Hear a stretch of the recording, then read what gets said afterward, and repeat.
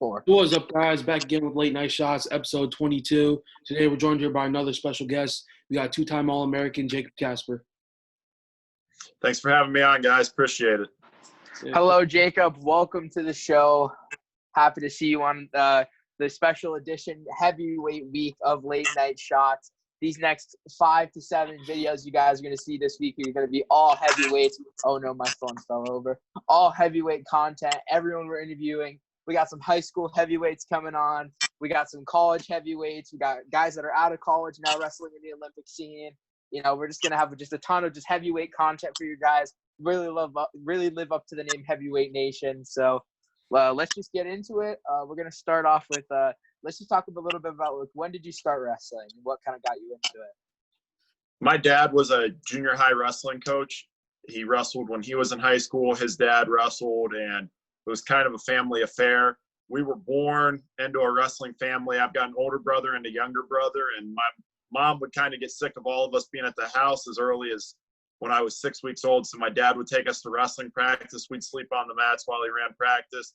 And then slowly but surely you start, monkey see, monkey do, and would watch him showing technique. I'd grab my brother and start doing it on him in the wrestling room. And before you knew it, we were wrestling and drilling. And then, he threw us into competition really early as well. So I honestly cannot remember a point in my life that I wasn't wrestling. That might be the best answer we've got so far.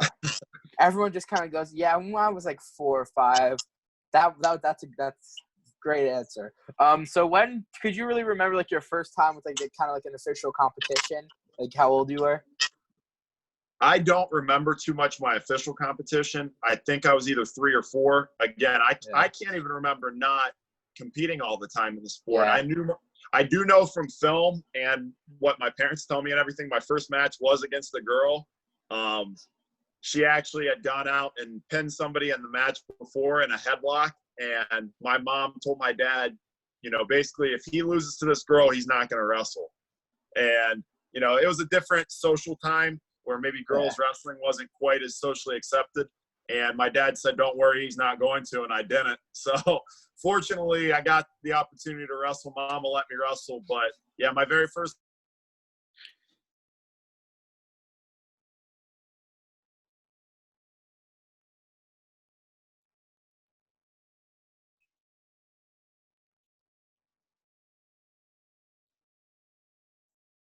super big elementary kind of tournaments like there is now.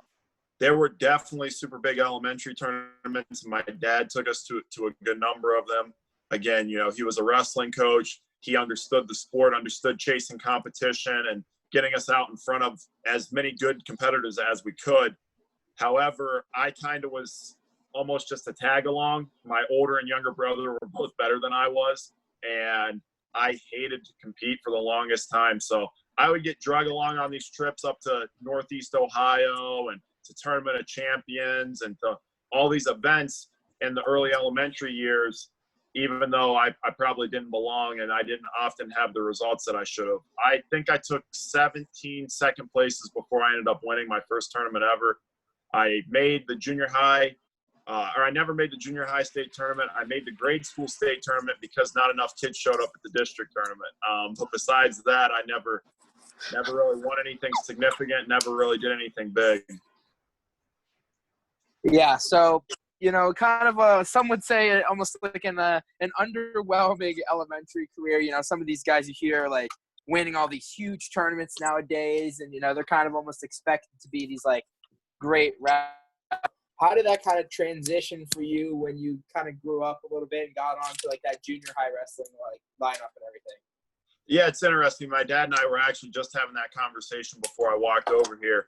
I saw that Steve-O Poland, or however you say his last name, had just committed to NC State, and he was the viral Mohawk sensation at one point in his career, and he somehow has stayed into the upper echelon of wrestling and still been very, very successful, and that's impressive. Guys like Mark Hall and these guys who have been phenoms from such a young age, it's extremely impressive, and I never could relate because that wasn't my story.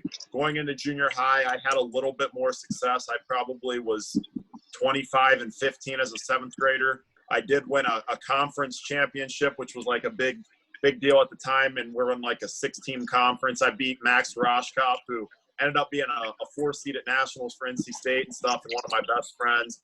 8th grade, I definitely should have made it to the junior high state tournament. I won the conference tournament again and ended up 1 match short of the junior high state tournament, lost at districts, and that was a crushing blow, but also very transformative because at the time I was not very big. I had put a lot of my time, effort, and energy into the sport of baseball, but because of physical limitations, I didn't see much of a future in that sport for myself. I was, at the time, probably 5'2" or 5'3", and about 105 pounds. And I thought, man, I'm not going to get bigger. Nobody's going to recruit a kid this small. My dad kept telling me, you're going to grow. You're going to get bigger. Just give it time. Instead, I said, nah, let's scrap this whole baseball thing. I'll commit myself to wrestling, and that's what I'll get good at. Yeah, I mean, you do kind of hear like about that a lot. Like these younger kids that they're still stuck at like that small size and stature. You mostly hear about it in football. You know, you kind of played football through like the minis and everything, and then you kind of almost at that high school level, and you're like, I don't know how I'm going to play varsity football when you're 5'4" and 120 pounds. It's a little hard. Yeah, I was always a small kid in my grade, and for some reason I did have a tenacity or a ferociousness, and they put me at linebacker and they put me at nose tackle, and I'd fly in and I'd hit people. I played JV as a freshman at probably 119, 115 pounds, and was just physically limited a little bit. I wish that I would have my size, stature, and athleticism that I've earned for myself now back then. And, we might not be having this conversation. I might be in a different sport or in a different league and doing all types of different things. But I believe God has a purpose, and there's a reason I'm here talking to you guys now. So. Yeah, I mean, you definitely hear that a lot. Like everybody kind of makes that decision eventually what to do. We talked to Trent Hilger, and he still says there's a chance we could see him in the NFL. So, he said he has that 5th year, and he said he might use that 5th year to go out and play football for Wisconsin. So I love it. I hope he does. I like Trent Hilger's confidence in himself. I always have. I enjoyed his Flow Wrestling interview where he said he was the best scrambler in the country, and I hope he keeps it up, man. I hope he goes and gets it. Yeah, I mean, we kind of said you kind of said what he said, like anything's possible. You kind of set your mind to it and pray for it, and you can really do anything. Absolutely. So let's talk a little bit about your freshman season. So you made the varsity team your freshman year? So I was actually JV for the longest time my freshman year. I was in a smaller weight class, either 119 or 125, and my teammates that were around me were all super successful. We had the 112-pound state runner-up. We had the 119-pound state runner-up. We had a 130-pound state 5th placer, a 135-pound state 6th placer, 140-pound state qualifier, and we had like virtually no backups at the lightweight. So my freshman year basically consisted of me going in, getting pounded, getting beat up, not really enjoying practice or wrestling, coming home, telling my mom how I got beat up and how I didn't enjoy it. And she'd tell me just get better. And that was about that. And over the course of the year, I think I did get better. But more importantly, one of my teammates dropped from 125 to 119, and it opened a spot for me in the lineup. So that's how I ended up wrestling varsity at the very end of the year. But I ended up going 0-2 at the sectional tournament, which is our very first level tournament in Ohio. So you take kind of like, you kind of take it with a grain of salt. You didn't really wrestle varsity all that much. And, you go to the section tournament, you get beat up, it happens, kind of brush it off. And do you really remember doing anything different that freshman to sophomore break from wrestling? I didn't get off the mats. I committed myself to it.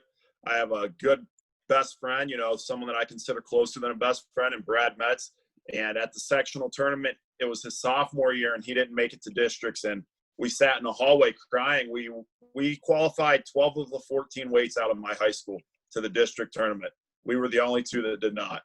And we sat in that hallway crying, and we basically made a pact together that nobody else really believed in us, but I believed in him, and he believed in me. And he was a 160-pounder, and I was a 125-pounder, but I was going to work out with him, and he was going to work out with me, and we were going to be better for the next year. And that entire summer, whenever I didn't want to work out, he drugged me there.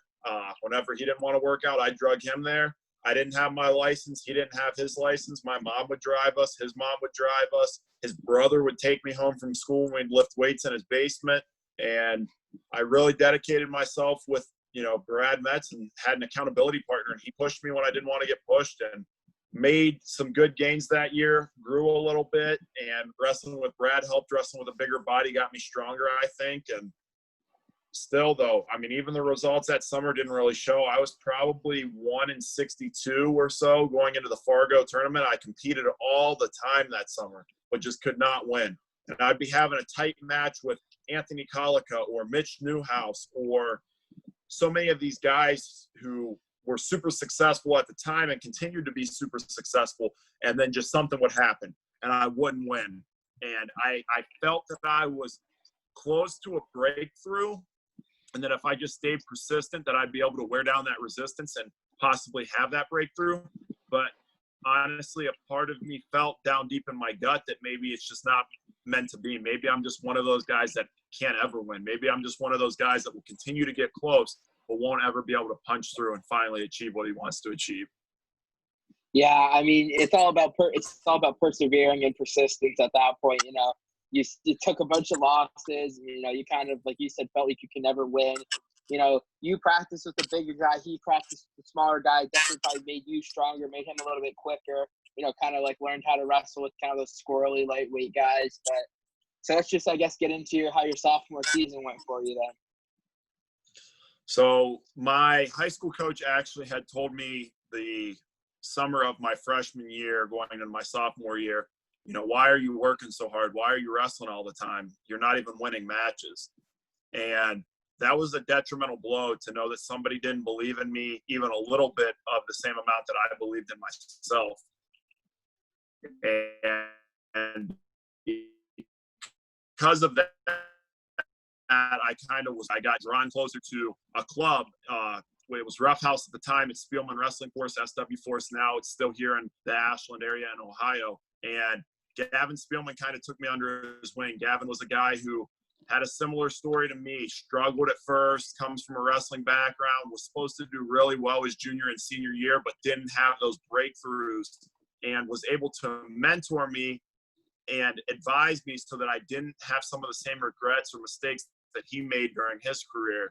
And some of the things that he felt was his biggest downfalls were detrimental in his career in terms of lacking confidence and not addressing this area on the mat or whatever it may be. He really made sure to go over those areas with me, and he dedicated himself to really being my guy, because nobody else wanted to be in my corner when I wasn't winning. And I played football again that year, and then I rolled into wrestling season. I wrestled off our returning fifth place guy at 145, I believe. 140. I wrestled him for the 140 spot, and I lost. I lost a decent match. I think it was probably 11-8 or something, but showed a lot of heart, showed that I could compete.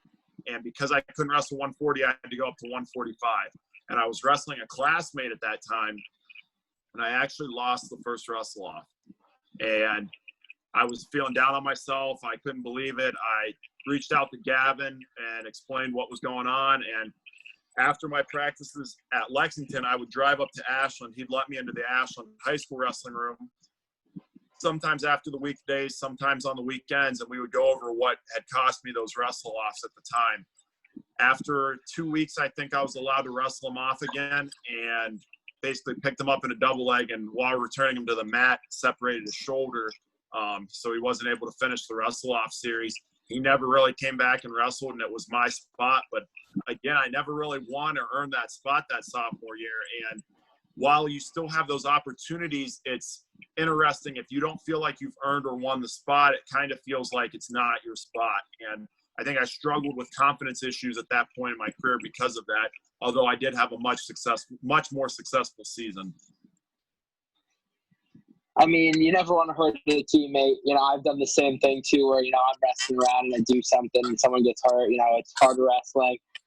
I guess when you're in that wrestle-off situation, they kind of aren't your teammate at that point. There's someone that you're trying to beat, someone you're trying to win that spot from. So stuff happens. It is a contact sport. It's a rough sport. It's not a sport that you can kind of just take lightly. No doubt. Yeah. Few people get that, how tough this sport truly is and the demands and rigors of the sport. And, I hope that it stays tough. I hope that it keeps drawing individuals that want to be tougher and want more out of life. That's what, if I owe anything to the sport, that's what I owe to.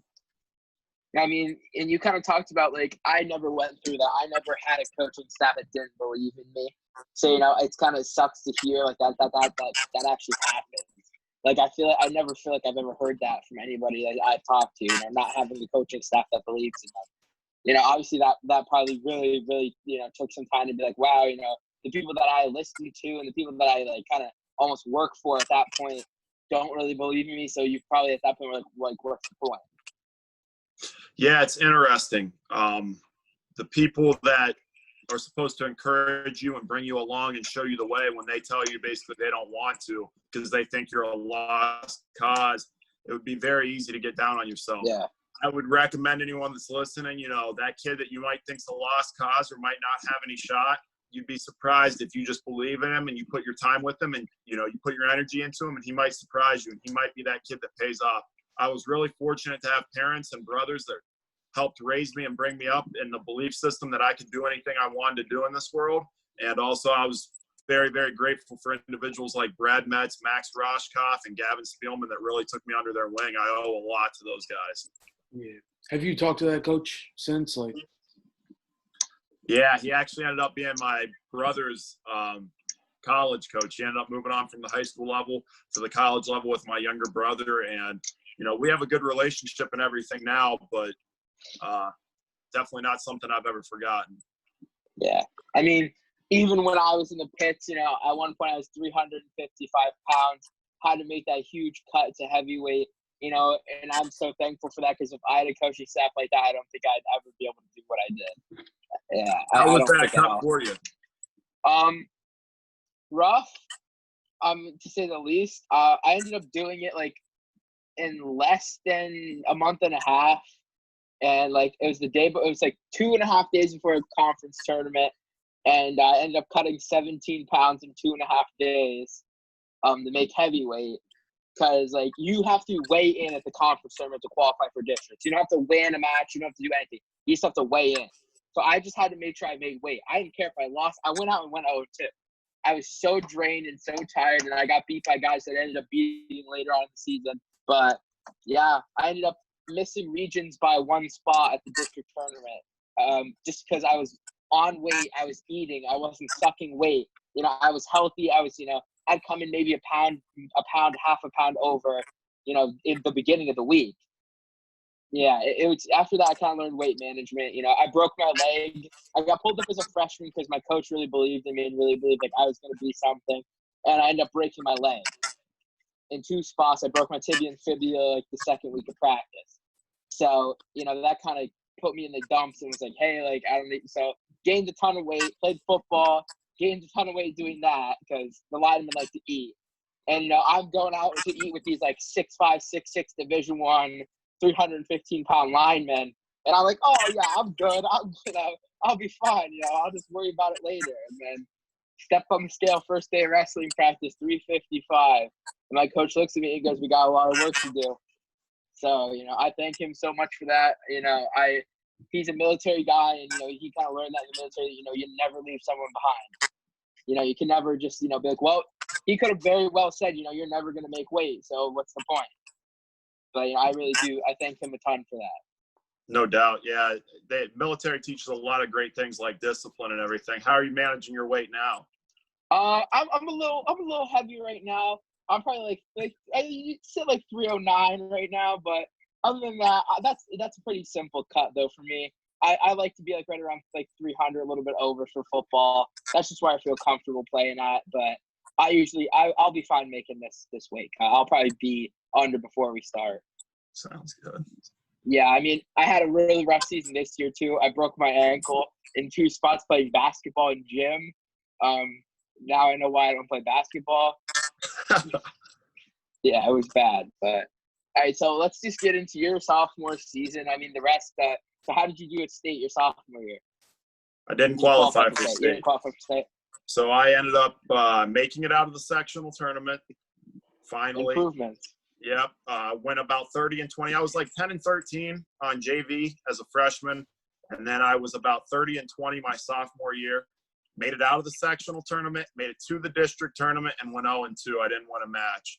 So that was heartbreaking. And then Brad Metz, the buddy that I had really dedicated a lot of time to, he actually ended up losing a match to go to state to the kid that he had beaten 3 or 4 times earlier in the year. So, again, another rough tournament with him. Kind of reliving that whole thing. Man, am I just going to be the guy that gets close and never can get it done? And is Brad going to be the same way? And we were the 2 redheaded stepchildren, so to speak, of the program. And although we had made such large improvements, such vast improvements in our game, we still weren't where we needed to be successful, not only relative to the team, but also just relative to where we wanted to be. So that was definitely another crying in the hallway type moment. Yeah, I've had a couple of those moments. You know, I won my first varsity match after I cut all that weight. You know, we wrestled the duel, and I won my first match. And I literally just dropped to my knees and, you know, just prayed up to the sky and just started crying. And, you know, my coach ran out and gave me a hug and was like, hey, like, you know, I never would have gave up on you. And I've had those crying in the hallway moments too. I think everybody has at one point. No doubt. It's an emotional sport. They say it's lifestyle versus lifestyle out there. And I wholeheartedly believe that. And that's why the pain of losses hit you so hard and the joy of winning hits you so hard too. Yeah. So, I mean, you know, a better sophomore season. So did you kind of continue to push yourself that summer into junior year? Big time. Brad and I, again, locked in. We grinded. We went all over the country, wrestled as much as we could every time we could. It's funny, my junior year was the first year that Brad and I flip-flopped. So I wrestled about 145. He wrestled 160. Then I jumped over him, and I was about 170. He was about 160. And then all of a sudden, that margin of competition between us started inching closer and closer. He no longer had the weight. He no longer had the length. He still had, you know, maybe some strength on me or whatever it may be at the time. But I think that's why we made such good gains in hindsight, is that the size difference and a lot of the maturity differences closed up. So now the person that I was working out with all the time was much more of a competitor rather than a helper. And then all of a sudden we had a lot of gains that year. That was a fun year. Yeah. So let's just run a little bit through on how your junior season went for you then. Junior season started off strong. I was one of the few guys, Brad and I were one of the few guys that did not get invited to Ironman. A lot of our teammates did. But we ended up, you know, getting ranked in the state at some point during the year. I remember vividly going down to West Virginia duels in early January. And at this point, all my losses were to top guys in the state, and wrestled a kid from CVCA. I believe his name was, David Gray, I want to say was his name.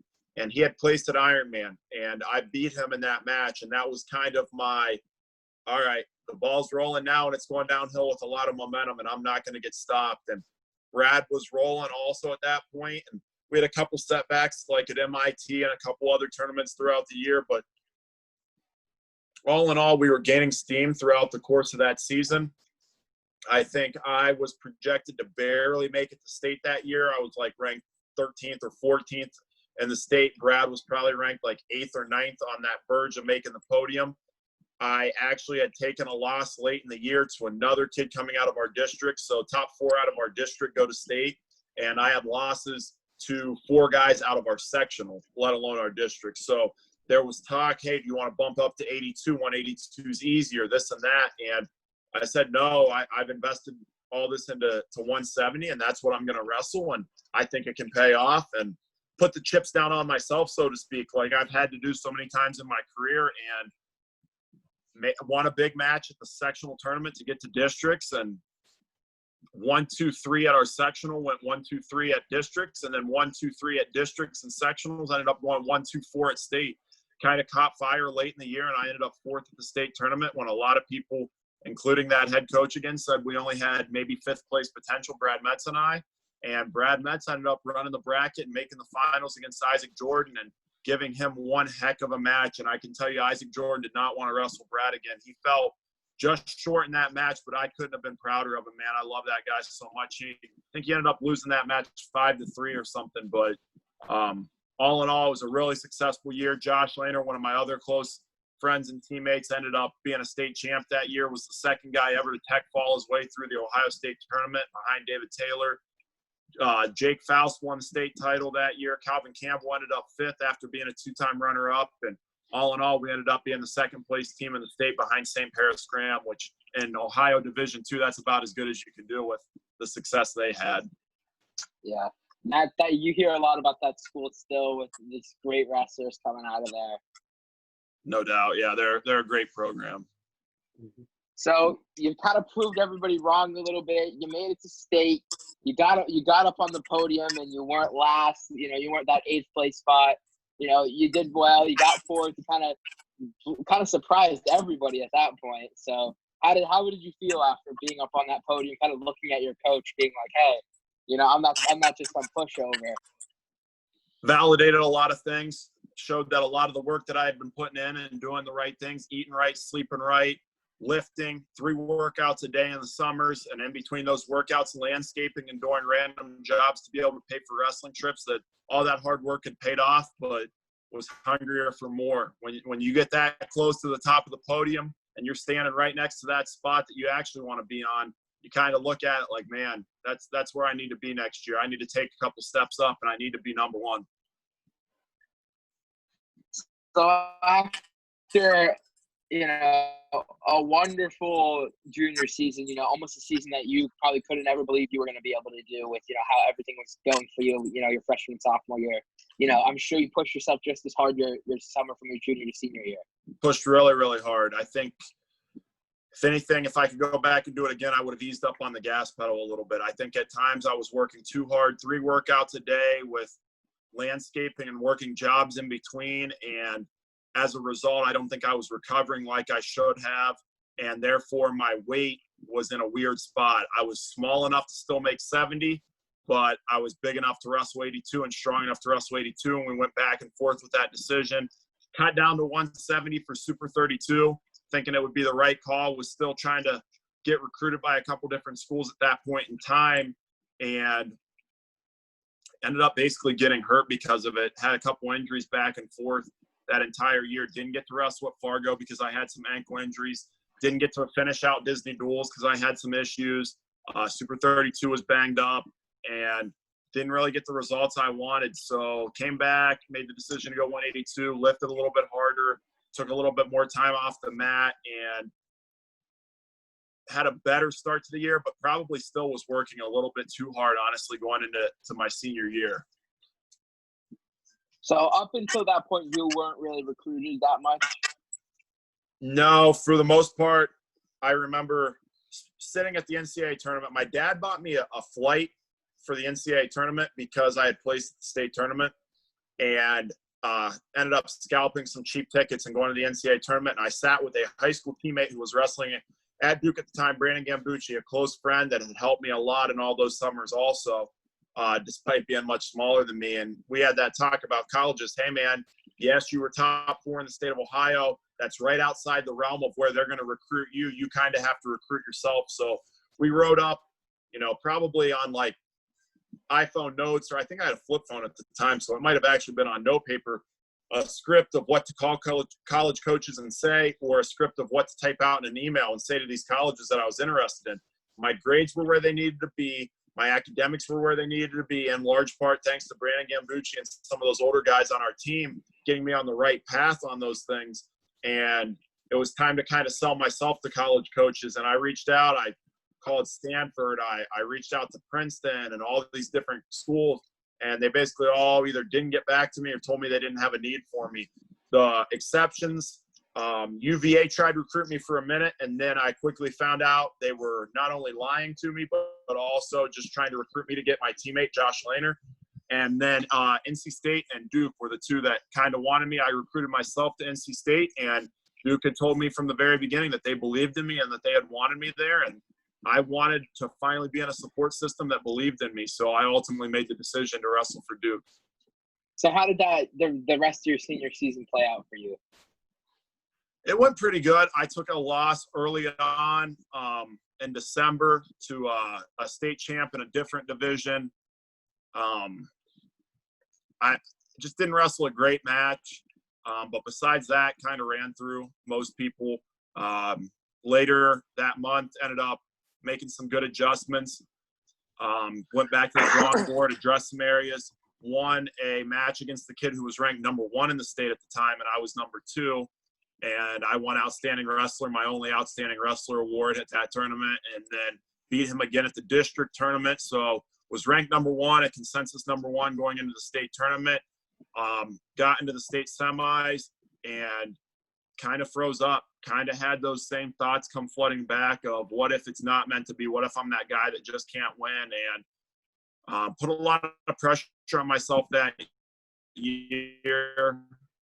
And I think that was ultimately the downfall, not being able to stress manage. And because of that, ended up a little short of my goal, ended up losing in the semis that match, but ended up finishing the year. So, I mean, still, a good placement. You moved up 1 spot from the year before. Yeah, you kind of avenged that loss that you took the year before in that consolation final. So, no matter what, you were still going to Duke. You still had that support system on the way. You were still going to be able to continue wrestling. So, I'm sure you were still happy about that.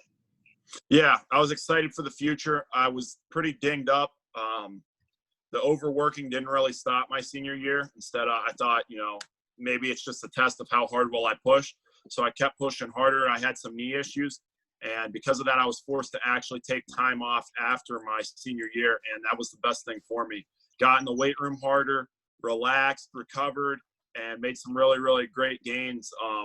Beat up some guys that ended up making the Fargo finals and winning Fargo and everything. And it gave me a lot of confidence rolling into college, which was definitely needed. Yeah. So speaking about college, I'm just going to pass it over to Akil, and he's going to just kind of talk through your, pretty successful college career. Sounds good. Yeah. So, you commit to Duke. Yeah. You come in as a freshman. People know you as the guy. Really, your match was with Stoll. The matches that everybody's seen, right? So you come to your career. You redshirt your first year, right? No, I didn't. That was the original plan, was to redshirt, and I got down there for a training camp in July, and basically wrestled with the other recruits at Duke around my weight. And the coaches called me after that training camp and just said, "Hey, man, we have a weak spot in the lineup around your weight. We'd really like for you to start right away. What do you think about that?" I said, "Do you think I can compete on a national level?" They said yes, and that was it. I rolled into my freshman year as a starter at 184. I won the wrestle off, and it was time to go right out of the gate. So yeah, saying you were a guy like when you played football, like 120 pounds, you had that natural like tenacity and ferociousness in you. So like that's a great thing at the D1 level, especially for like a freshman. You weren't a guy that was heavily recruited by like 2 schools, and you had to reach out to one of them. Duke's the only school that really came to you. So like you really had nothing to lose going out there, right? So just be like, do everything you can every match and just give them the fight of their lives. Yeah, absolutely. I think one of the biggest compliments I ever got in my career was from a Duke wrestling fan. And they said, over the course of your career, I've never seen you lose a match. You just ran out of time. And you absolutely never lost a match because of effort. And I believe that something flipped going into college where I no longer didn't believe in myself. All of a sudden, I had confidence. Still was competing with a chip on my shoulder, was working hard and pushing myself hard. Had some success early on, and I remember even wrestling Jimmy Sheptock, his homecoming duel, his senior year. He was number 1 in the country for Maryland at the time, and I remember texting a teammate, like, "I know I'm a big underdog in this match, but if I hit one move, this is over." And I honestly believed that I could beat him at that given moment when he was the number 1 guy in the country, and I was a true freshman with probably close to a 500 record. Of course, I did not end up winning that match. Jimmy Sheptock beat the living crap out of me. And that was kind of the direction the second part of my season went, because I ended up having a Crohn's flare-up and having some health issues. But started off good and knew that I was going to be able to compete at that level for sure because of the chip on my shoulder, the ferociousness, the tenacity, and a newfound confidence that I brought into the college wrestling as a true freshman. Yeah, so so that's pretty much your freshman year. You go 500. You competed in the conference tournament. Did you make it to nationals? Competed at the conference tournament. We had a really tough 184-pound bracket. The ACC champ was Jimmy Shepnock, who ended up being a national runner-up. We had John Fozzie. We had Nick Vetterline, who I lost to an OT at the conference tournament, basically in what would have been the match to go. And then John Fozzie I ended up losing to on the backside. So I lost to Vetterline on the top side, Fozzie on the backside. Both guys were top 12 in the country at the time, and was really, really close by the end of the year because I started to get healthy. I beat Mike Macchiavello on the backside. I actually headlocked him and finished the year close, but not quite where I wanted to be. Had I not had health issues, I do believe I would have qualified that year. Yeah. And it's tough because the ACC doesn't have a lot of bids because it's really looked at as the Big Ten, and then every other division is just given the leftovers, honestly. Yeah, it's if you look at the actual breakdown of the ACC tournament actually gets more bids per team than the Big Ten tournament. But there's only 6 teams in the ACC where you have 16 in the Big Ten. So there's quite a discrepancy there, and that was the big issue. Yeah. And that's what ultimately led to probably me not qualifying that year. If I could have got one more shot, I think I definitely would have earned it. Yeah, for sure. But, in the Big Ten, they actually look at the guys, and all the other divisions, they just look at the teams for the most part. So it's kind of tough, especially in, the growing divisions such as, the Pac-12 with Arizona State, and then you have the EIWA, which is, especially the heavyweight weight class, is going to be up there. Yeah. So going into your sophomore year, you're still making 184 at this point, right? So my true freshman year, I went to college and didn't really struggle to make weight. I was about that naturally. But by the end of the year, started to get a little bit heavier. I think college nutrition, being away from home, and also a great strength and conditioning program with Coach Alex Merrill led to those things. By the end of the year, I was cutting a little bit of weight. Honestly, I think my Crohn's flare probably kept my weight down during the year, and that's why I didn't have issues. And then by the end of the year, I broke 200 right after school ended, and the coaches asked about wrestling at University Nationals, which is now U23s. And I got on a scale, I was like 205, 206, and I messaged them, I don't want to make 185 or whatever it is. I want to wrestle up at 97 kilos, which is 215. They said, we only want to put you in a bracket if we can believe that you're going to contend for the title. I said, put me in the bracket and I will. And ended up, I think, 4th in Greco that off season, and then was in the match to place in freestyle, which was way better than our 97-pound All-American had done at the tournament. So I way out wrestled our 97-pounder and had really a lot of success in Greco also at the same tournament. So that was, again, a confidence builder. Yeah, it's huge, So your sophomore season, what weight class are you wrestling for the sophomore season? I come into school, I'm now about 215, 216 pounds. And I basically tell the coaches I think that I should redshirt or wrestle off our 97-pounder. Always believed I could beat him, even though he was a returning All-American, and had felt the way that he competed in the room, and then had watched how he competed in matches, and he didn't compete in matches as well, and I competed better in matches than I did in the room. So I wanted that opportunity to wrestle him off. They sat me down and explained, as a returning All-American, they probably won't give me that wrestle off, and instead would really like it if I would make 84 again. They asked if I would do it for the team, and I kind of felt obligated with the opportunity that they had given me to go to school there and to wrestle at the Division I level, and I agreed, and had a rough year in terms of cutting weight. I would come in 26, 27 pounds over on Monday, and then have to make weight on Sunday, and then I would balloon back up. And it was a constant yo-yo of making weight and ballooning back up that year. Ended up having some good wins, some good results. Got sick at the end of the year. Really only had one bad loss, and it was a match against Scott Marmel from UNC. I actually had a flu, and I was throwing up, and basically threw up everything I had and then continued to try to heave to throw up. I tore some of my stomach lining and went to the team doctor, and he's like, yeah, man, you're not going to be able to wrestle tonight then. You haven't been able to even go to class for 3 or 4 days. You've been sick as can be. You're not good to go. I was like, okay. So I go to class that afternoon, and I'm spitting in a bottle thinking I'm going to be able to make weight. And our head coach calls and says, hey, how'd that doctor appointment go? And I said, didn't the doctor call you? He said, no. I said, oh, great. Yeah, he said I'm good to go then. So kind of threw myself into that duel, and I ended up learning a hard lesson because I wanted to be the guy. I wanted to be that hero for the team, but wasn't physically probably where I should have been to compete. But besides that, didn't take any bad losses. I think I was leading the team in wins going into the national tournament, ended up like 24-12 that year, and made the national tournament. But having to make weight not only on Friday or not only on Thursday, but then Friday and Saturday really zapped me at the national tournament. I did not get the results I wanted. Yeah, it happens like that, especially when you're like that much weight. Is just to be doing it on a weekly basis is just crazy at that point. Like say going into matches, especially you saying about 25, 26 pounds over at the beginning of the week, and you're cutting that like through the course of the week, which is it just gets worse and worse every day, I would assume, right?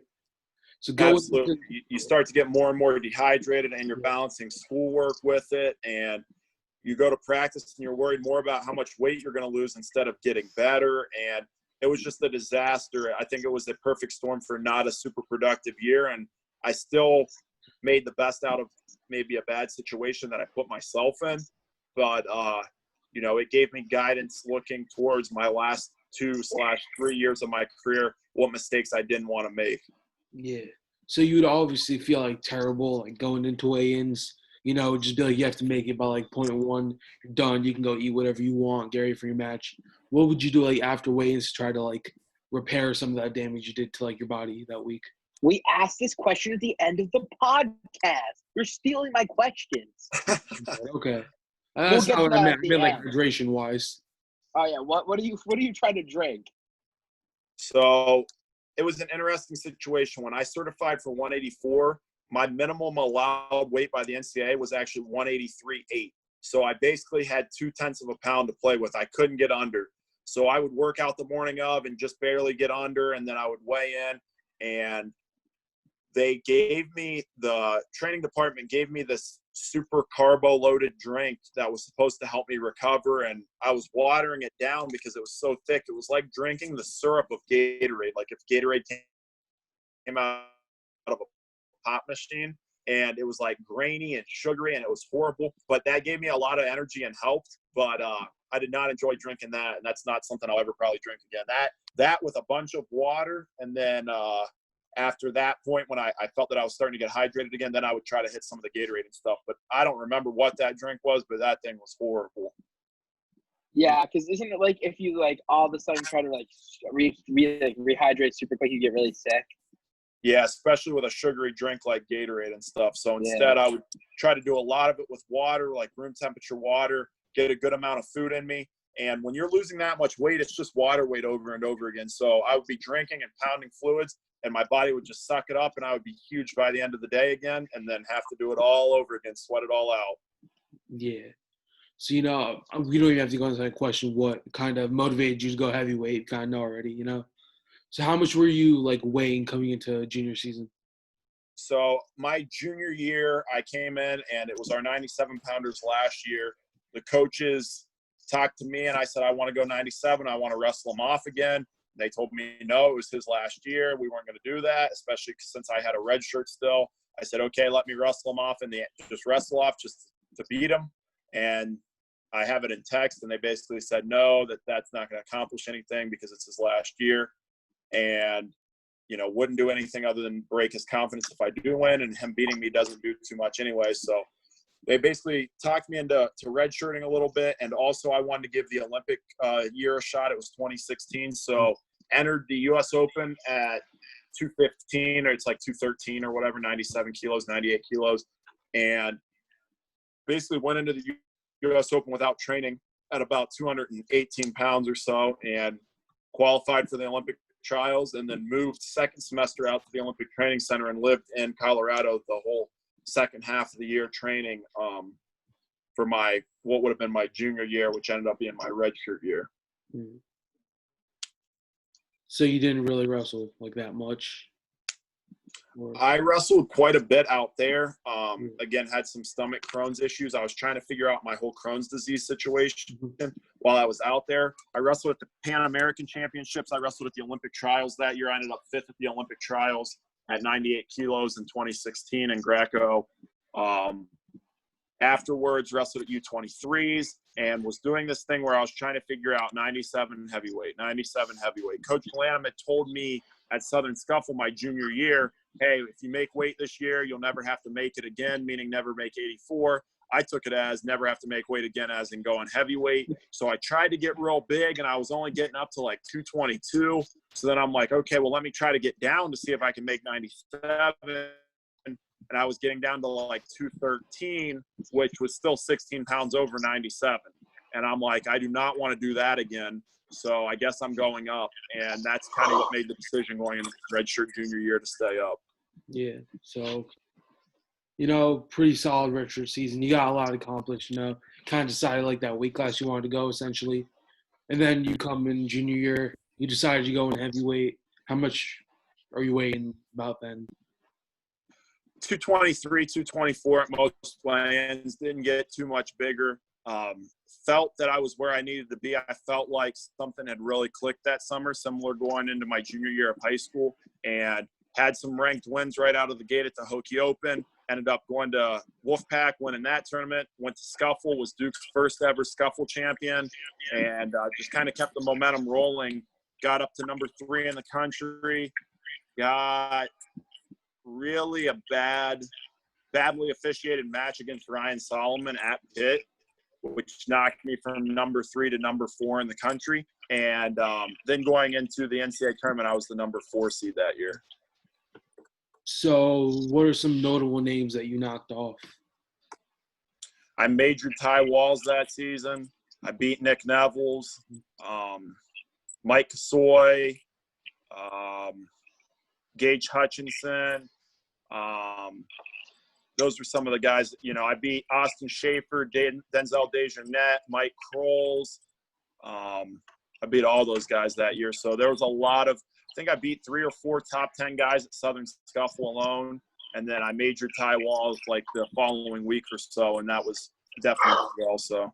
Yeah. Neville's is like probably the most notable and still relevant name in that, one of the best heavyweight wrestling families to date, right? So, obviously his wins boost your momentum and how you're looking going into nationals. Yeah, was looking good, was feeling pretty good, was healthy. Was really excited to get my hands on Kyle Snyder based on the draw and met him in the semis and ultimately just was not ready for it. I was not at a level of wrestling that was able to compete with him yet. And that sucked at the time because I thought going into that match, like I said, I had a newfound confidence in college that I thought I was going to be the man. And he kind of showed me that there were still levels to the game and kind of beat me down. And it motivated me to get better that summer. I pushed really, really hard, made a lot of great adjustments, and was excited going into my senior year to be able to go in and get a shot at him again. Yeah, so you come off that loss to Kyle Snyder.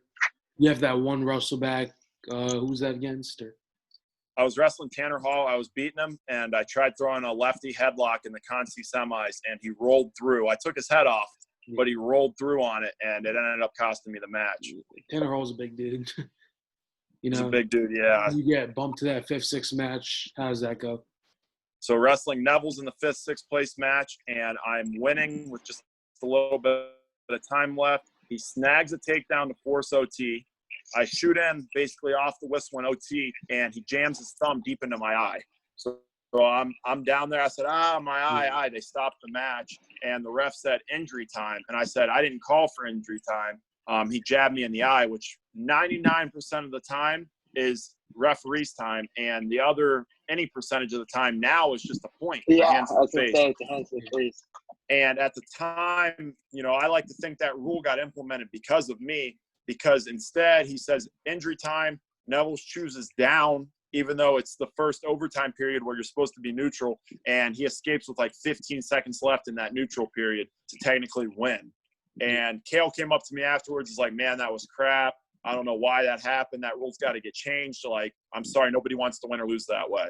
Yeah. So that was frustrating. I definitely felt that I was the third best guy in that bracket at the very least. Connor Medbury ducked me in a duel in December. I had beaten Ty Walls, and I was beating up Tanner Hall before he rolled me through on a headlock. So I felt like I was the third best guy in that weight that year. But ultimately, you know, the results didn't show that. So, you know, who was in the third and fourth match? Tanner Hall and Ty Walls. Ty Walls, sorry, yeah. So, pretty talented field, you know, but then it's only going to get better next year. Yeah, so, the next year, Adam Kuhn was coming back out of red shirt, and Kyle Snyder had basically showed me that there are levels to it, and I had adjustments to make. So, dedicated myself again that summer, was doing multiple workouts every day, and in between the workouts was doing moving jobs, and felt like I made a lot of the adjustments I needed to make going into that year. You looked a little bit bigger, you know, coming to senior year. Did you gain like any weight at all? I did. I got up to about 227 and was doing really well with my weight, and I felt like I was wrestling great. I lost to Kyle Snyder by, I think, like 12 or 13 points my junior year, and I felt like I was 12 or 13 points better. I really did. And start to get the ball rolling early in that year, and then my girlfriend's best friend ended up dying tragically in a car accident, someone that I was close to and she was very, very close to. And then right after that, my grandma died, very unfortunately, and that kind of put a damper on everything. Had to kind of sit back and do some family things in the middle of a season, and also was showing up to wrestle on the weekends. So wrestling was kind of my escape from the reality of what was going on. But because of that, I wasn't necessarily as focused as I should have been. And I took a couple losses early in the year, just because I wasn't locked in, to be honest. And I was struggling with a lot of off-the-mat issues, which was the first time I had ever had to deal with anything like that in my life. That was a great learning experience, but a tragic time. Yeah, it's tough, you know. It's like you really don't know how to get through it until something like that happens to you. Really, No doubt. like, yeah. And just like getting back into the rhythm of things, like remotivating yourself is a lot tougher than people think. Like, so, you know, you're coming back off of this, like, what'd you do to pick your motivation back up, you know, get back into the swing of things and like keep your eyes focused on getting that national title? I was struggling because on top of all that, then I took a couple losses to guys that I knew I was better than. And I think what really was the turning point was during Southern Scuffle, almost everyone on our team would go home, and they would go home for Christmas break, and they would go stay with their families. Then they would come back last second and then go try to wrestle Southern Scuffle. Instead, I would always stay at the school. My junior year, I stayed at the school, and then my senior year, I stayed at the school by myself and would practice with the coaches. And during that alone time when my girlfriend had gone home with her family and they kind of could deal with some of the things she was going through because she had just lost her best friend, and I was finally alone to grieve the loss of my grandmother, I think I came to terms with a lot of things, and it kind of refocused me. My confidence was still a little bit shook, but I was struggling mentally and not physically. And Southern Scuffle, because I was able to grieve and to kind of relieve myself of some of the good boyfriend duties for my girlfriend, I was able to lock in and had a good run at Southern Scuffle. Neville's was in the field. He ended up like fourth. Nathan Butler was in the field. I think he ended up third. I beat the crap out of some people, and I ended up beating Mike Hughes, who was an All-American, beating Michael Boykin, who was an All-American. I ended up winning my second Southern Scuffle title, and that kind of restored some of the confidence that I had. Yeah, you know, I mean, the Southern Scuffle was a lot tougher of a tournament back then, you know? Like it's crazy how bad it's gotten. Like it was, if you look at my junior or senior year when I win it, and I think 5 of the champs were NCAA champs that year. Yeah. I'm standing next to Jaden Cox, Gabe Dean, all these guys, and then all of a sudden the tournament just like has gone way downhill and it doesn't mean anything. And that's kind of disheartening. You know, you can tell people you're a Southern Scuffle champ now, and they're like, oh, yeah, they basically give those away. But at the time, it meant a lot. Yeah. I mean, 2019 was okay. Was probably the best for heavyweight, you know. You had one of the better ones. You know, you had Kasper, Derek White. Then you had Neville's taking third. So was bad, but it didn't have the depth that it did like back then. No doubt. There were so many All-Americans when I'm pretty sure you had a D3 kid or some. I think it was a guy from George Mason taking fourth. So yeah. Yeah. Now you see that tournament kind of flooded with like the Division II, Division III. You know, a lot of schools like that go there. I will gladly take a title next year. That's fine. Yeah. So in your season, you know, you go into the ACC conference tournament. How's it looking? It was good. I was the number 1 seed. Honestly, didn't really have a close match the second half of the year. I kind of beat everybody up. Wrestled Ryan Solomon in a duel, someone that had given me problems in the past. I ended up beating him by like 5 or 6 points. And that was probably my only non-bonus point victory for quite a while on the backside. Was really confident rolling into the ACC tournament. Was the 1 seed. Had just won my 100th win. And warming up for the ACC tournament, I had to run over to a trash can. I started throwing up, and I had some blood in my throat again. And I told my head coach, I said, oh, man, this is not good. Or my assistant coach, I'm sorry. This is not good. I'm starting to have a Crohn's flare-up again. He said, hey, you'll be all right. Just get through it. And it was funny. When I got done throwing up and talking to him, I looked up, and all the heavyweights were in the back room just staring at me. And it was like sharks were smelling blood in the water. And I had Ryan Solomon in the first match, and I put it on him. Then I had what is his name? Corey Daniel and the ACC title, and went down in a big move to start, but ended up rallying back, and he couldn't score on me. He couldn't beat me, and ended up putting it on him too to win my first ACC title, and showed that even when things weren't going right, that I was where I needed to be, and I was firing on all cylinders. And going into the NCAA tournament, I was going to be all right, even though I was starting to have a Crohn's flare-up, which really, really sucked. I weighed in at the ACC tournament at 227. Yeah, so your weight's pretty much the same from junior, you know, just maybe a little bit more comfortable at that weight. Gotten bigger, gotten stronger. More importantly, I think at heavyweight you have to have a certain amount of weight to be able to counteract the strength of some of your opponents, and that's where I had struggled junior year. Guys were strong enough to get through me because I only weighed 218, 219 pounds at times, where at 227 I was strong enough I could, you know, hit my hips on them, and they would struggle then. Yeah, of course, you know. So you go into the national tournament, you're the 4 seed. I think the first thing you probably see is that matchup with Kyle Snyder in the semis, right? You'll get that rematch, the match where he pretty much handled you the year before. You know, he already won an Olympic title at this point, going into junior year too. So he's like the guy to beat at this time. But earlier in the season, you did see Adam Kuhn beat Kyle Snyder in that big match right there at Michigan too. And then Kyle Snyder comes back to take a controversial Big Ten title, you know, whether it was out of bounds or not. I think it was 4 overtime. So people are going split on this match either way, right? And then you're like, oh, maybe I can be this bracket buster right here and take out Kyle Snyder. Yeah, it's interesting. I was a consensus number 3 in the country. I was Southern Scuffle champ, where Nick Neville's took 4th in the same bracket. I had not lost in the second half of the year. I did not have a close match in the second half of the year. When the NCAA did a promo video for the heavyweight class, I was the 3rd guy they mentioned. It went Kyle Snyder, Adam Kuhn, Jacob Kasper. And then when the seeding came out, they put me as the 4 seed for some reason.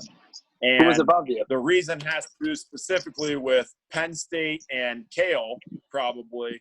And I end up being the 4 seed behind Neville's when I should have been the 3 seed on the same side as Adam Kuhn. Yeah. So something was fishy up there. I should have had Adam Kuhn in the semis, and I would have had Snyder in the finals. I never got to wrestle Adam Kuhn, but I style match up very, very well with him, and he would have had problems with me. I would have been in the finals against Snyder. Yeah, it could happen. That's so weird. And Neville's losing to Amar Desi in the quarter. Yeah. So I weigh in at the NCAA tournament at 211 pounds. I have had a Crohn's flare-up for 2 weeks, and I had lost 16 pounds. Was throwing up, constant diarrhea, constant discomfort with Crohn's. Wrestled my first match and get off to a slow start. Was feeling kind of sluggish with all the health things that were going on. Second match, I have a kid that I tech followed in the very start of the second period, back in like December, and I go to OT with him. And my coaches are like, man, something's wrong.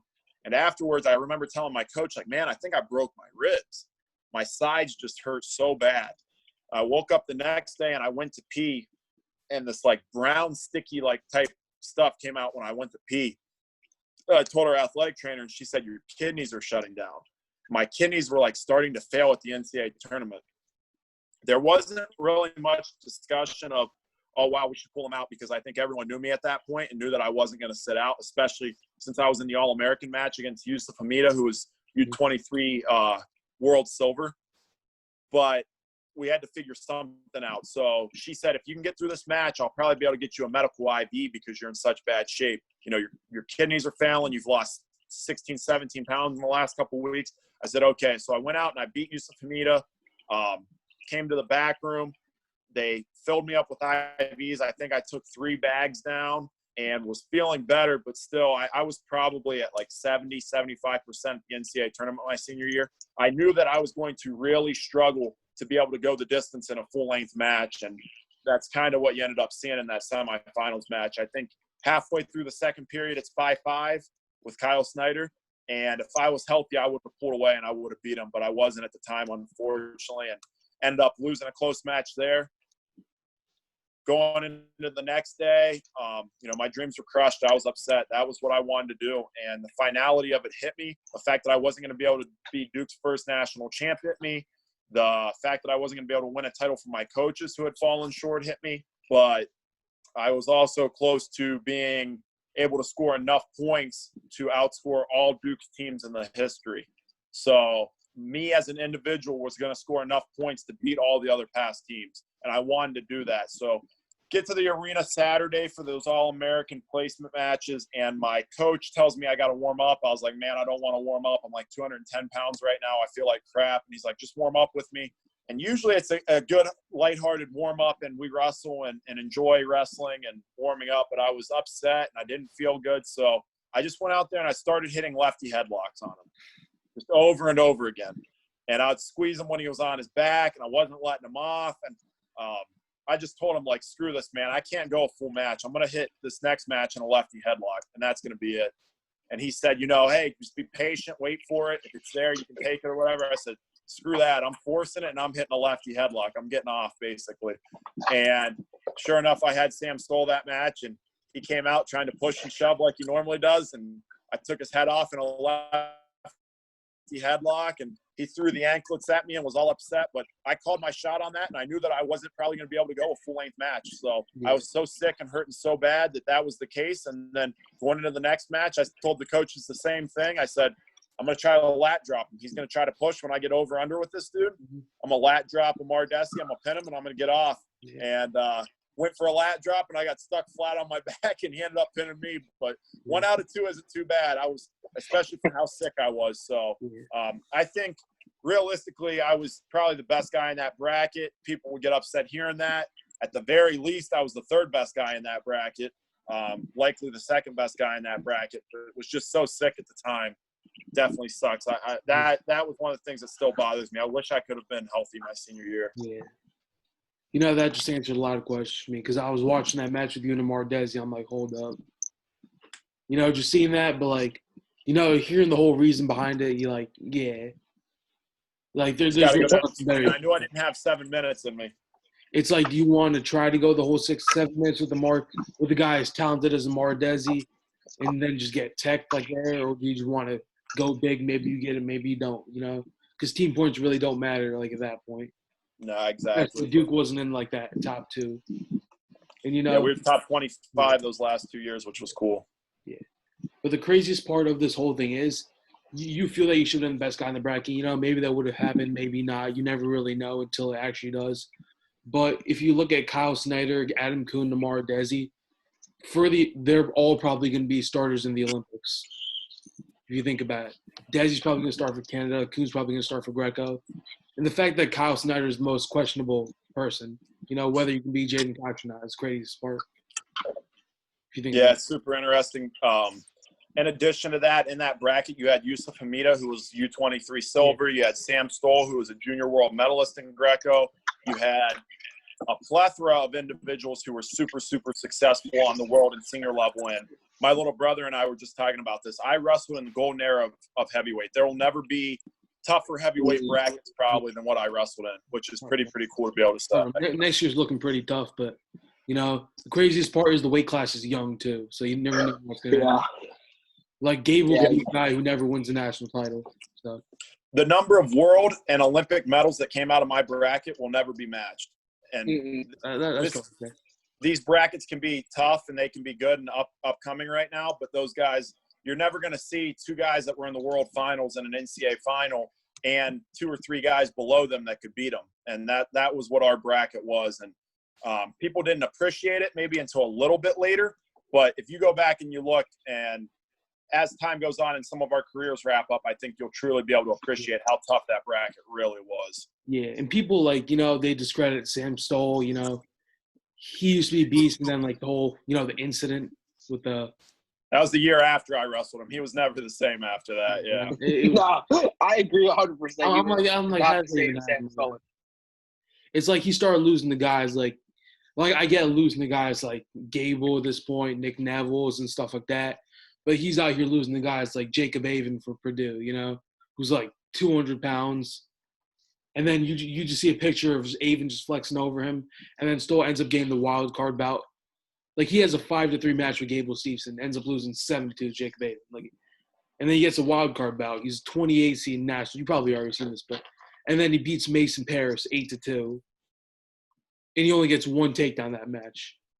It's crazy, yeah. He was a style matchup for people, but I really just don't think after the knee incident and the gun incident and everything that he was ever going to be the same, unfortunately. The crazy part is he was competing with Gable Stevenson. Gable had a tough time scoring him. It was a 5-3 match. The guy with Derek White, that was a 2-1. That was a 2-1 match right there, Yeah. And I think the main problem with him was consistency and being able to finish brackets, because he could wrestle that one match and still be that top 5 guy in the country. But then if you put him through a second match, he's a top 20 guy. You put him through a third match, he's not even a D1 caliber wrestler anymore.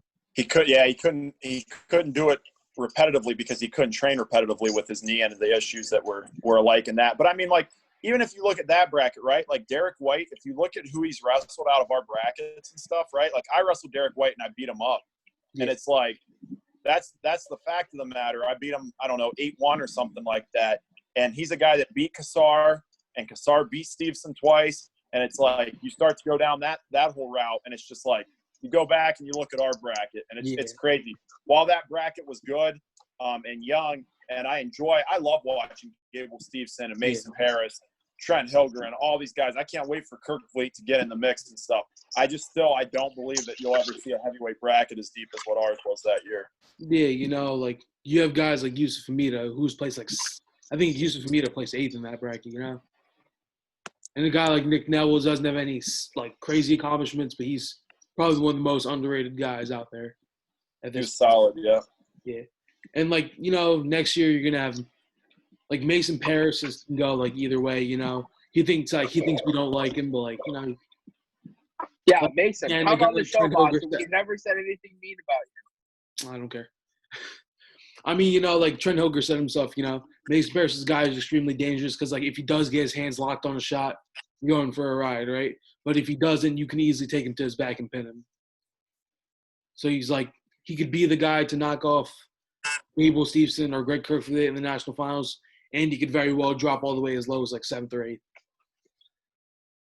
It's kind of crazy. You got guys like Colt Schultz, Kirk Levitt. You got all these guys coming in. It's gonna be an interesting year.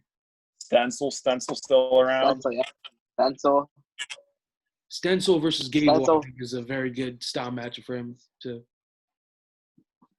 If we're gonna see a big upside, I think it's gonna be there. That happens. Yeah, Traub. You can see Traub and Orndorff, who's gonna start from Ohio State. Yeah, that's gonna be an interesting wrestle off. Yeah, so we pretty much covered your senior season. We're gonna save this question for the end, but Sam Stoll matchup. You headlock him. I remember I posted this video a while back. Still probably one of my favorite moments from the national tournament. Again, like, not because I have anything against a guy like Sam Stoll. It's like he does stuff sometimes like you really don't know. You know, like if you look at it from his point of view, he's been through a lot in his career, you know? And sometimes like, oh, I really dropped the match because of this, because of that. And you're just like pissed off at yourself. And you really don't know how to act out of it. And then he just comes out and he, like, after you stick him, he just comes out, throws the ankle bands at you. What's like your first reaction to that? It was cool because I called my shot. So after I pinned him, I stood up, I looked at my coach, I said, I'm a bad man. Because, you know, to be able to call your shot, it's one thing to be able to beat someone. It's another to be able to tell someone, this is exactly what I'm going to do against a guy who's also All-American caliber, and then do it to him, especially a couple minutes, not even a couple minutes into the match. So I thought that was pretty cool. So I told my coach, I'm a bad man. I don't think he liked that too much. The arena erupted because it was a pretty nasty headlock. Yeah. And then when he threw the anklets, they all started booing him. And I loved it. I could just hear it. So it didn't even register necessarily with me and Sam Stoll, like, oh, wow, what a jerk or anything. I'm a bad loser too. You have to be at this level. And I thought it was just funny at the time. It didn't bother me at all. I was more in touch and in tune with the crowd and my coaches who were, you know, excited for me. And I enjoyed that moment. That was one of the more fun moments in my career, despite being super sick at the time. So I got an interesting story, right? So my junior year, I go 17-12, nothing crazy. I end up losing first round of districts, you know. Jersey's a little bit tougher, you know, towards like my sort of district. And then you have other ones where like you have kids under 500 sneaking into state somehow. Like it's weird. So I realized that, and then a couple of my friends in my school transferred from another school. They're going back to there. That school has this like one wrestler, you know. So in New Jersey, you don't see like freshmen qualify for states replacing, right? This kid was a sophomore qualified for states, which is insane of itself, you know. You have these studs who sometimes win four state titles at heavyweight. But he's a solid guy. He made states as a sophomore. He placed as a junior. And then he's come back for his senior season. I look at our schedule for the next year, the day after, and I see this kid is my first match of the season. So I'm telling these kids, I'm like, oh, this kid sucks, just to make myself a little bit less nervous about that match, you know? I'm like, I'm going to lat drop him. Keep in mind, like, I don't throw people at all. Like, I'm literally trying headlocks and singles and stuff like that at this point, right? And then I had a decent blast, though. Like, I'm going to lat drop him. I know he loves the upper body. He'll just drive at that knee pick from right there. The dude's, like, 6'2", 280, and so was I, but he was, like, a lot leaner than me. So it was, like, it's scary if you just look at him. And then the match of the season comes around. I'm not even allowed to wrestle because I failed my hydration test. And I was coming from like 295. It wasn't anything crazy. I just kind of discredited the fact that I actually had to make a cut. And I was like 287 when I did hydration. The weight had me at 285.2. So I wasn't allowed to wrestle the quad that day. The other two guys wouldn't agree to do an exhibition match with me. And then this kid did because he got 2 forfeits during the day also because nobody wants to wrestle him.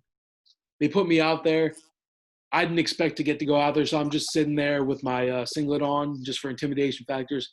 Like if the other guy forfeits, we throw out a 220. He puts me out there for the exhibition match. And then I look back at my coach. I'm like, I take a deep breath. I'm like, oh, it's about to happen. And then keep in mind, like the whole team knew about that lat drop plan, right?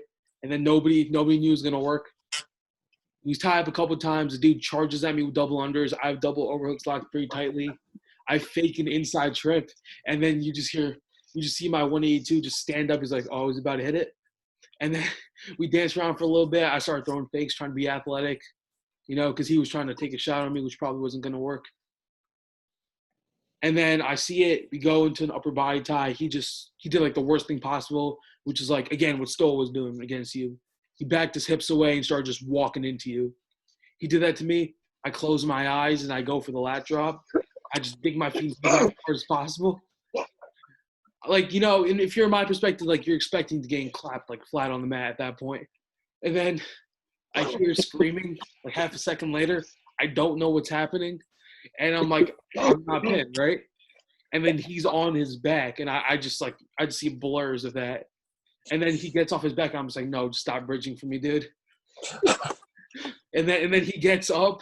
and I have no recollection of what's going on. So, of course, he's pissed because he just got thrown by nobody. So he starts charging at me, and I have, like, a finger, like, on an overhook and a finger on an underhook. I go for a latch off again, and then he ends up sticking me, right? And then I have, like, no, like, recollection of what's going on. So I think I just went for the first latch up and got pinned, like, completely disregarding what happened in the middle. Like, me actually getting the latch drop, and then, like, me throwing him again, right? And then I just look at my coach. I'm like, whatever. Because, like, he didn't expect me to win either. And then I hear everybody just screaming from the stands. And this kid looked insanely mad. And then Even though he won. Yeah, it's crazy. I had to go to one of the stat girls and get the video after that. And then I showed my mom, and she was shocked, too. That's awesome, man. Yeah. And I posted a video on Instagram, and the kid's entire team came on to me about that. No, that's cool. It's good to be proud of those cool moves that you hit. Yeah. That's definitely a cool thing in the sport. Yeah. Don't let anyone detract from that. Yeah. Well, it's time for my favorite part of the podcast. We call this section Derek's Dumbass Questions. Welcome to Derek's Dumbass Questions. All right, so the first question we usually ask everybody, just because, you know, we're the heavyweight page, and if we didn't ask you about food, what kind of page would this be? So, what's your go-to cheat meal? You can eat one cheat meal. What are you eating? Well, you're not cutting much weight, so it really wouldn't be a cheat meal. But... Yeah, it wasn't really too much of a cheat meal for me. I enjoyed Chipotle all the time, Panda Express all the time, with the grilled teriyaki chicken and the fried rice. But if it was kind of just a cheat meal, man, I like to go big at Chick-fil-A. I like to get like 2 number 1 combos and then like a 12-count entree and a large frosted lemonade. Way to be. So I guess you were just answered this question for us earlier. But what's your post weigh-in meal? Like every time you weigh in, do you have like a meal you religiously eat after weigh-ins? No, I kind of vibe on what I'm feeling that day. Whenever I go to a store beforehand, though, and pick stuff, I always get yellow Gatorade and Snyder's Homestyle pretzels. They're like my favorite pretzels, and I love snacking on pretzels throughout the day. So that's usually what I kind of grub on and munch on throughout the day. All right. Let's see. What's your favorite wrestling trophy or medal you've ever won? Let's just say best looking. Like, have you won any like cool looking trophies or cool looking medals? My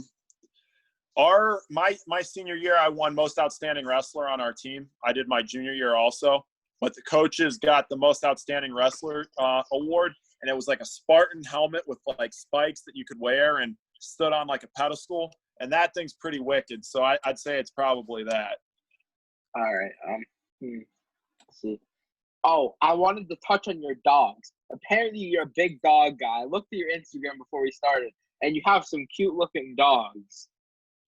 Yeah, big dog got to have big dogs, right? So I don't want to be a heavyweight with like a little Shih Tzu or Pomeranian or something. So my sophomore year when I was at 84 for the second time, I rescued Diesel, an English Mastiff. Probably 180 pounds is what he was weighing at the time. Once I got him up to weight. And then a couple years later, after my redshirt year, I got reached out to somebody who had his granddaughter in some roundabout way, and they asked if I wanted her too. So I ended up taking her. Her name was Chloe at the time, and now it's Demi. So I have Diesel and Demi, 2 English Mastiffs. They're both over 160 pounds, and big dogs got to have big dogs, I guess. So that's a large dog. I love it. To say the least. That's a large dog. So I guess we'll just ask our final question like we ask every guest to come on the show. Wait. Oh, what are your hobbies outside of wrestling? Oh, yeah. I used to buy, trade, and sell and collect wrestling shoes, and I still do that a little bit. That was probably my biggest hobby at the time while I was in school, and obviously school takes up a lot of time. Yeah. Since then, I've really just got into home projects and being able to do anything, work on vehicles, home projects, hang out with my dogs, hang out with my longtime girlfriend, but there's not too much around the house that I can't do. I can rewire stuff, I can tile, I can drywall, I can work on vehicles, and those are the things I enjoy doing, as well as shooting guns and being outside and fishing and stuff like that. So, all right, now we're gonna ask the question that everybody has. Well, you see, usually everybody has it. Okay, so the question is, you can pick 4 teammates to bring with you into the zombie apocalypse. But wait, hold on. Everyone always says they have a teammate with a lot of guns. So would you classify yourself as the Duke teammate with a lot of guns? You got to understand, Duke is a very liberal university, and a lot of the guys on the team are squids, and they don't come from similar backgrounds. So I would say, yes, I am definitely one of the guys with the most guns on the team. Man, 4 teammates, huh? And why, yeah. Give me Dr. Dylan Ryan. He's a medical doctor finishing up his residency at Duke Medical Hospital. So it's got to be him, right? You want a doctor that's also kind of a badass to be a Division I college wrestler. So give me him for sure. And he's just one of the smartest dudes I've ever met. So he's going to really be able to help you out. All right. There's one. Give me Colt Baumgartner. He was a longtime roommate of mine, a financial wizard, super smart dude. He's a mechanical engineer, would be able to help, rig up a good compound to be able to survive the zombie apocalypse, and also has some of the financial means. Give me, for some reason, I want to say my boy Mike Wright. Mike Wright wasn't necessarily the best wrestler, but he's from Oklahoma and has a ton of guns and is just a little bit nuts. He's kind of out on a whim, and he's one of the few guys I don't question whether or not they actually ever get scared. He just seems like a guy that's never scared and would have your back through thick and thin. And then for number 4, give me one of the 2 fine silvers, either Zach or Mitch, probably. All right. But I would have to throw Ben Whistle in there, my assistant coach also. He wasn't a teammate, but he was also around on the team, and that dude's very similar to me in a lot of ways. So he's got to be in the running also. All right. So there's your little squad you got ready to fight the zombie apocalypse. And I guess we could touch on this a little bit, being that you're like the first wrestler we've had on, kind of like bringing up like you being in like a long time relationship. Like how did you find like it being like in college and being a college athlete, also trying to balance a relationship and school? I think that there are one of 2 ways that those things typically go. My girlfriend and I started dating going into my junior year of high school before I had accomplished anything, if you go back and rewind the story. And from day one, she's always pushed me to be a better athlete, a better student, a better person. She was a college athlete, D1 athlete herself, so she understood the rigors and demands of what Division I athletics were like. And she also understood the nuances of our sport, specifically with cutting weight, and knew when to leave me alone, and has just been a great partner in crime all the way along. That's not to say it hasn't been without its struggles. That's not to say that I've been perfect, because I've been far from perfect a lot of the times in the relationship. But, at the end of the day, she loves me and she pushes me to be a better person every day.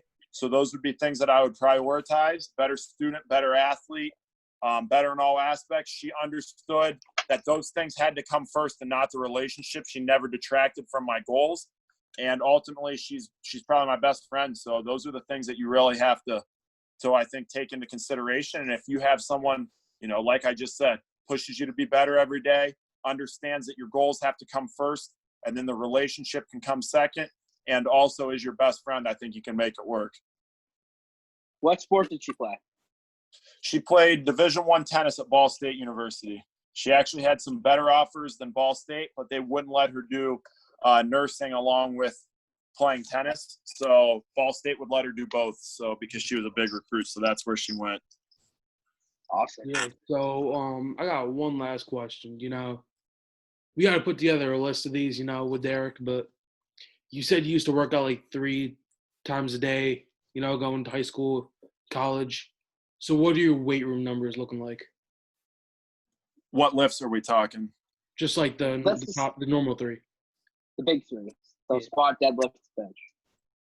So probably, are we talking like highest numbers I've ever gotten, or when I was in high school, or what? Highest you've ever gotten.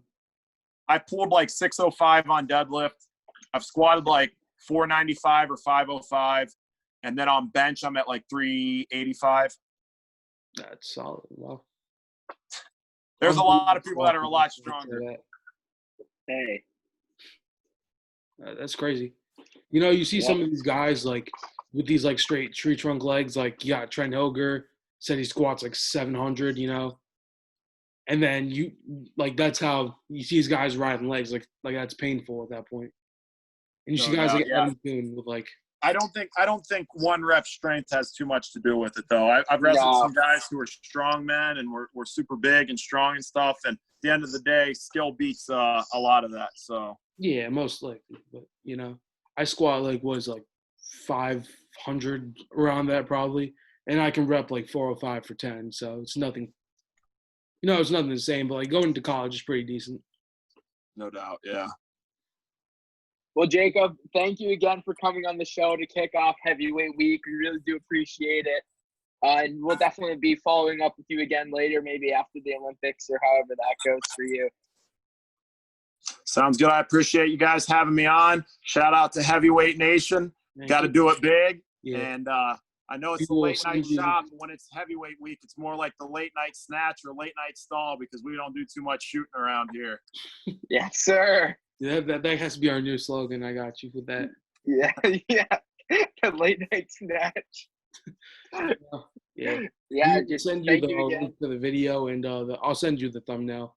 You know, sounds good. Once it gets uploaded. Yeah. Sounds good. I appreciate that, guys. Thanks for having me on. Of course, man. Thank you. So, the outro, my bad. So, this has been episode 22 of Late Night Shots with Jacob Kasper, and we will see y'all tomorrow.